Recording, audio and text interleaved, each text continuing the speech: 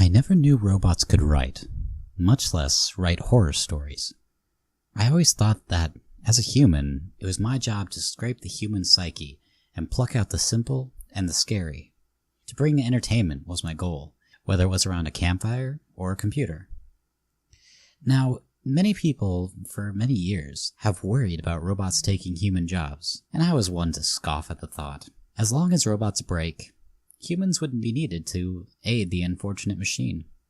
Once I heard of a robot writing horror, I immediately laughed. How could a robot be programmed to scare humans, past the unlikely event of a robot apocalypse? The Terminator and Skynet are only in movies. So, naturally, I wanted to read some of these stories, boasting being written by a machine on this channel. I began to explore this topic, and it wasn't until I was chatting with an old friend of mine that I was notified of a deep website that had the trials of this new storytelling machine. I thought this could be a huge jackpot for me, a wonderfully horrifying repository of horror stories almost never heard by human ears. He set me up for my first dive into the deep web, and I prepared myself to experience the worst of humanity. To be honest, I was let down by the lack of hitman advertisements and Russian drug cartel websites that urban legends say the deep web is littered with. Instead, I found my goal quite simply. It was a really minimalistic website titled Horror. It had no visuals, just a blank screen with white text reading horror, and under it a link that said stories. I clicked on it and was granted 7 files to choose from, numerically titled 1 to 7, of course. Starting at the beginning, I began reading. It was a dark and stormy night. The first sentence I read. Wonderful. I had paid my friend a pizza for the most cliché horror story of all time. The characters were given simple names. Sally, Joe, John, Jane, and Ron. And the plot of the story was, again, simple.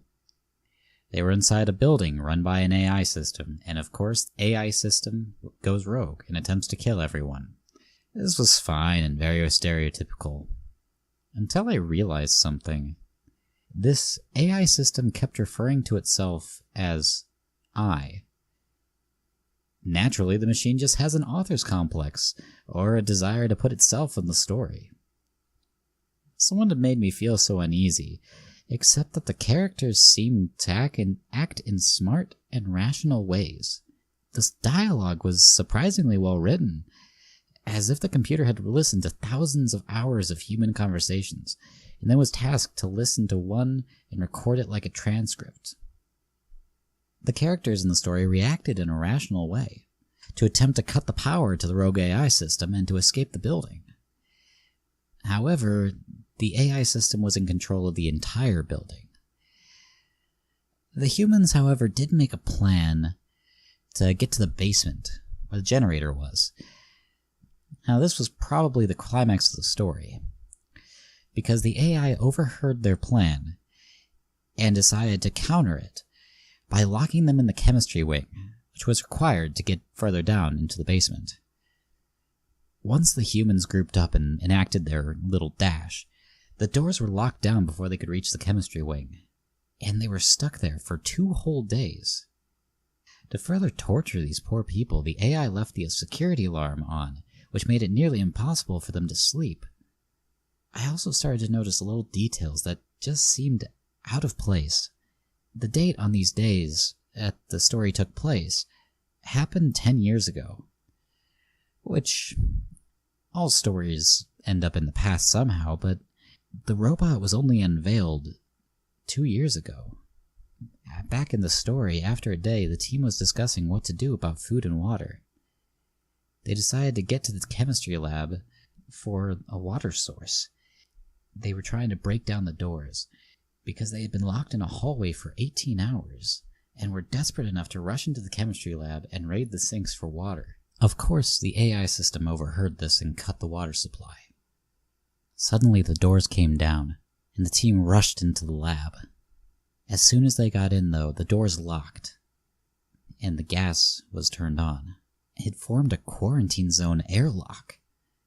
Then the AI waited, still sounding the deafening alarm. It took 3 hours for the first one to succumb to the gas, and after another half hour or so, 2 other people died. The computer stated these deaths as ended. After 5 hours, the people had all ended. But the story didn't end there. No, it went on. The AI kept plotting to itself.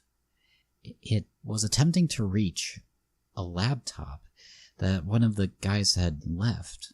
It was trying to port itself to another location. At this point in the story, it wasn't even a story anymore. It was just the machine repeating over and over again,